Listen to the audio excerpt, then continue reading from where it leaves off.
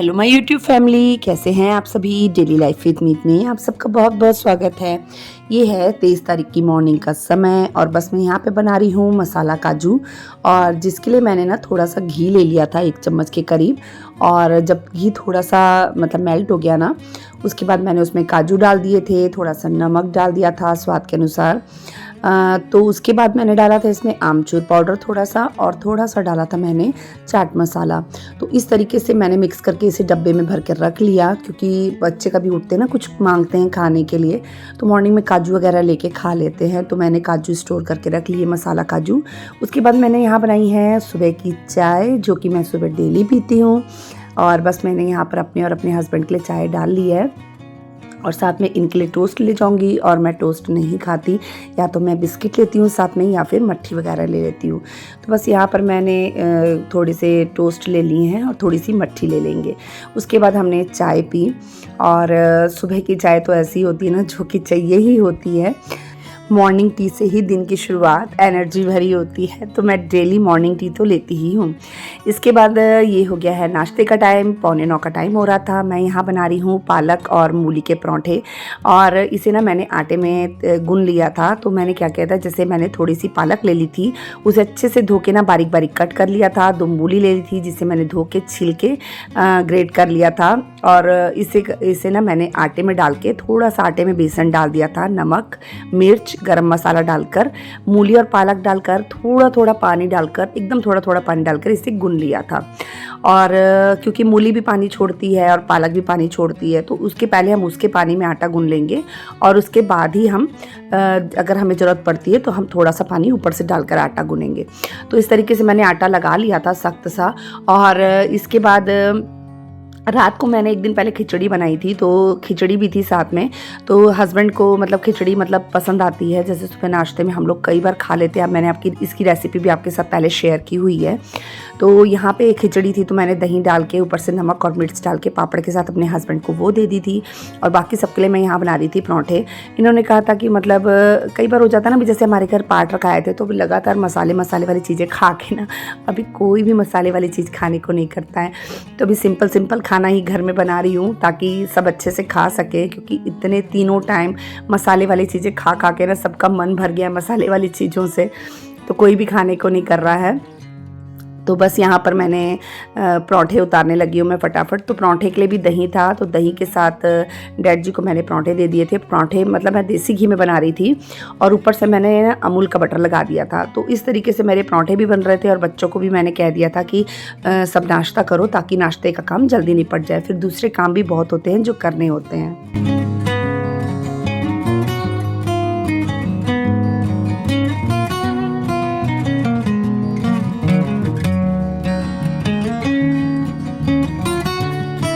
वैसे हमारा शरण ये सब चीज़ें नहीं खाता, पर जब भी मैं ये परांठे बनाती हूँ ना, उसे ये बहुत पसंद आते हैं, बहुत स्वाद से खाता है।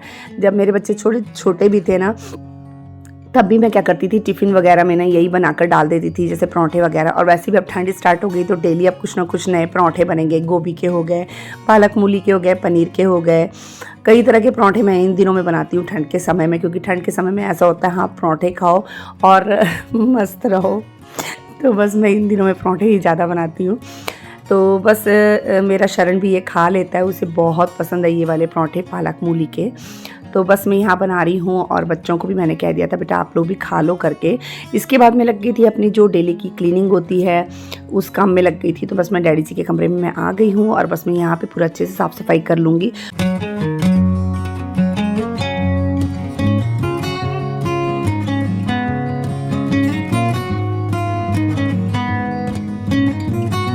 यहाँ पर मैंने धो लिए थे कुशन के कवर। तो ऐसा जब मैंने पार्ट रखाया था ना, तब मैंने कवर वगैरह धोए थे, सारी चीज़ें चेंज की थी। उसके बाद मैंने ना कल फिर से मतलब धो लिए सारे कवर वगैरह, बेडशीट वगैरह। हाँ ये होता है कि मैं कई बार वही चीज़ धोने के बाद फिर से वही चीज़ बिछा देती हूँ। कई बार आलस लगता है कि हाँ इन चीज़ों को रखो फिर दूसरी निकालो, उससे अच्छा क्या करती हूँ मैं फिर से वही चीज़ें चढ़ा देती हूँ। पर हाँ ये होता है कि थोड़ा सा चेंज कर दो, तो जैसे नए कवर चढ़ा दो, दूसरे निकाल के धो के उन्हें पहले वाले को रख दो, तो थोड़ा सा नयापन आ जाता है। तो मैंने क्या किया था ना कि मतलब 1-2 कवर तो मैंने वही चढ़ा दिए थे धो के, और 1-2 चेंज कर दिए थे। तो इसके बाद मैं लग गई अपने पलंग की डस्टिंग वगैरह में। अब मैं पलंग वगैरह अच्छे से साफ़ कर लूँगी और बेडशीट को अच्छे से झाड़ कर बिछा लूँगी। तो मेरी रोज़ की क्लीनिंग होती है, भले हम इसे शूट करें ना करें, लेकिन ये काम जो होते हैं ये हमारे डेली के काम होते हैं जिन्हें हम बिल्कुल भी नहीं छोड़ सकते। जैसे कि अब ठंड आ रही है, ठंड स्टार्ट हो गई है हमारे, तो इधर जो है ना इंडस्ट्रियल एरिया है, तो इस वजह से क्या होता है यहाँ पे बहुत ज़्यादा डस्ट आती है।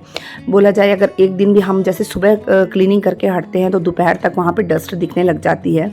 तो इस वजह से यहाँ कितनी भी सफाइयाँ करके रखो ना तो भी यहाँ पे धूल मिट्टी दिखती ही है। और बस अब यहाँ पे मैं चादर झाड़ के बिछा लूँगी। और अब जो है ना मैंने दिवाली की सफाइयाँ भी शुरू करनी है, क्योंकि त्यौहार तो चल ही रहे हैं। एक बार मैंने पूरे घर की सफाई कर चुकी हूँ, पर फिर ये ऐसा है कि धूल आ गई है, तो मैंने सोचा है कि क्यों ना मैं एक बार फिर से पूरे घर की अच्छे से साफ़ सफाई कर लूँ। और ये देखिए यहाँ पे मैंने बेडशीट मतलब जो है झाड़ कर अच्छे से बिछा ली है। अब मैं पिलो और कुशन को उसकी जगह पर सेट कर दूँगी।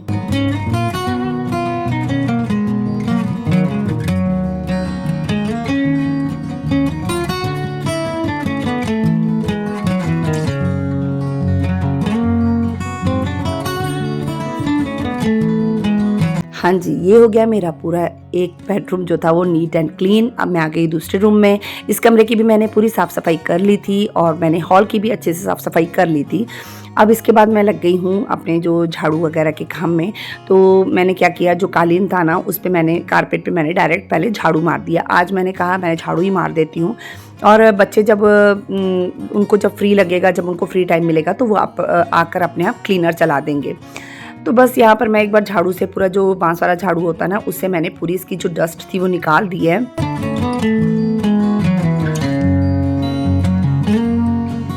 ये काम करने के बाद मैं लगाने लग गई थी झाड़ू। और झाड़ू आपको जैसे पता ही है मैं मॉर्निंग में भी लगाती हूँ और एक बार मैं इवनिंग में लगाती हूँ। तो यहाँ पे मॉर्निंग का टाइम है तो बस मैं यहाँ पे मॉर्निंग का जो मेरा काम था वो कर रही हूँ मैं। तो यहाँ पे झाड़ू लगा लूँगी। मैंने पूरे घर में अच्छे से झाड़ू लगा लिया था। इसके बाद मैं लगाऊंगी मैं पोछा। तो मैं जब भी झाड़ू लगाती हूँ ना तो कितना भी होता है ना मैं एक एक चीज़ को उठा लेती हूँ। उठाकर झाड़ू मारने से क्या होता है ना कोने कोने की सफाई हो जाती है और कहीं भी ना गंदगी नहीं रहती, कहीं धूल मिट्टी नहीं रहती।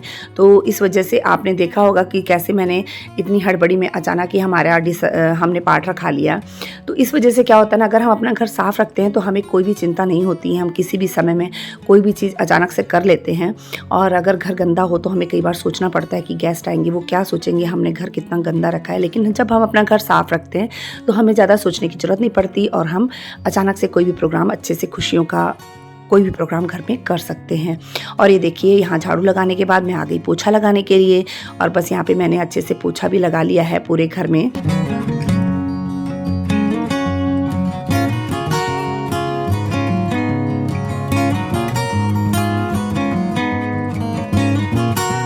अभी क्या है ना कुछ दिनों से ऐसा हो रहा था कि मेरी वीडियो आ रही थी फिर बीच में नहीं आ रही थी, लेकिन अब आपको मेरी वीडियो डेली इसी टाइम पर देखने को मिलेगी। 9 से 10 के बीच में मेरी वीडियो डेली अपलोड हो जाया करेगी और आप मेरी वीडियो टाइम से देख पाएंगे। तो प्लीज़ मुझे सपोर्ट कीजिए और मेरी वीडियो को देखिए, लाइक कीजिए, शेयर कीजिए। अगर अच्छी लगती है तो चैनल को सब्सक्राइब भी कीजिएगा। और ये हो गया दोपहर का समय और दोपहर को मैंने बनाई थी वेज बिरयानी। और वेज बिरयानी के बाद हमने खाना वगैरह खाया। फिर जो दूसरे काम थे बर्तन वगैरह करने के वो सब करने के बाद हम चले गए थे गुरुद्वारे दर्शन करने के लिए। तो यहाँ पे डैडी जी, मेरे हस्बैंड, मेरे बच्चे दोनों और मैं, हम गए थे गुरुद्वारे दर्शन करने के लिए।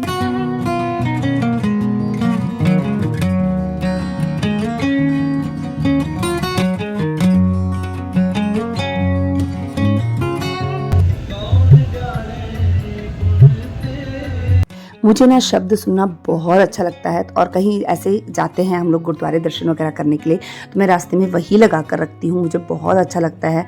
और ये जो मैं 2 शब्द लगाए हैं ये मेरे मोस्ट फेवरेट हैं। यूट्यूब पे कॉपीराइट इशू नहीं होता ना तो मैं आपको और भी बहुत सारे सुनाती जो कि मुझे बहुत अच्छे लगते हैं।